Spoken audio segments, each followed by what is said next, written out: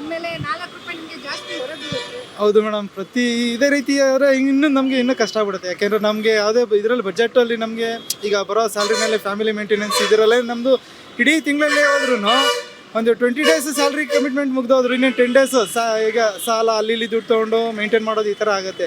ಆ 10 ಡೇಸ್ದನ್ನ ಮತ್ತೆ ಕ್ಲಿಯರ್ ಮಾಡ್ಬೇಕಾದ್ರೆ ನೆಕ್ಸ್ಟ್ ಮಂತ್ ಸ್ಯಾಲ್ರಿ ಬಂದಾಗಲೇ ಅದು ಅಲ್ಲಿ ಅಡ್ಜಸ್ಟ್ಮೆಂಟ್ಸ್ ಹಂಗಂಗೆ ಕ್ಲಿಯರ್ ಆಗ್ತಾ ಹೋದರೆ ಸೊ ನಮ್ಮದು ಬಜೆಟ್ ಹಂಗೇ ಇದಾಗ್ಬಿಡುತ್ತೆ. ಗೌರ್ಮೆಂಟ್ ಇದ್ರ ಬಗ್ಗೆ ಮಾತಾಡ್ತಾನೆ ಇಲ್ಲ ಅನ್ನೋದು ಕೇಳಿ ಬರ್ತಾ ಇದೆ ಸರ್. ಗೌರ್ಮೆಂಟ್ ಇದ್ರ ಬಗ್ಗೆ ತಲೆನೇ ಕೆಡಿಸ್ಕೊಳ್ಳಲ್ಲ. ಅವರು ಪಬ್ಲಿಕ್ ಬಗ್ಗೆನೇ ಇನ್ನೂ ಕ್ಲಿಯರಾಗಿ ತಲೆನೇ ಕೆಡಿಸ್ಕೊಂಡಿಲ್ಲ ಅಂದಾಗ ಯಾರು ಏನು ಮಾಡೋಕ್ಕಾಗತ್ತೆ ಹೇಳಿ.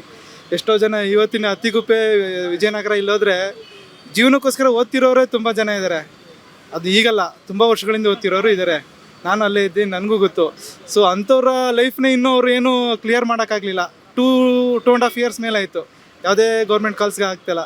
ಬಟ್ ಅಲ್ಲಿ ಕಾಯ್ತಾ ಇರೋರು ಜೀವನ, ತಂದೆ ತಾಯಿ ಊರಲ್ಲಿದ್ದಾರೆ, ಅವ್ರದ್ದು ಇದನ್ನೆಲ್ಲ ನೋಡಬೇಕಲ್ಲ.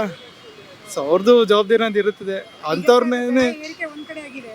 ಹಾಂ, ಮೋದಿ ಅವರು ಹೇಳಿದ್ದಾರೆ ಪೆಟ್ರೋಲ್ ಡೀಸೆಲ್ ಇವೆಲ್ಲವನ್ನ ಕಮ್ಮಿ ಬಳಕೆ ಮಾಡೋದಕ್ಕೆ. ಹೌದು ಮೇಡಮ್, ಅವ್ರು ಹೇಳ್ತಾರೆ ಪಬ್ಲಿಕ್ ಟ್ರಾನ್ಸ್ಪೋರ್ಟೇಷನ್ಸ್ ಯೂಸ್ ಮಾಡಿ ಅಂತೇಳಿ. ಹೌದು, ಯೂಸ್ ಮಾಡೋದು ತುಂಬ ಒಳ್ಳೆಯದು. ಬಟ್ ಅದನ್ನು ಎಷ್ಟು ಯಾವ ಥರ ಯೂಸ್ ಮಾಡಬೇಕು ಅನ್ನೋದನ್ನು ಇನ್ನು ನಮ್ಮ ಸ್ಟೇಟ್ ಗೌರ್ಮೆಂಟ್ ಈಗ ಹೇಳ್ತಾರೆ central government public transportation use ಮಾಡಿ ಅಂತ.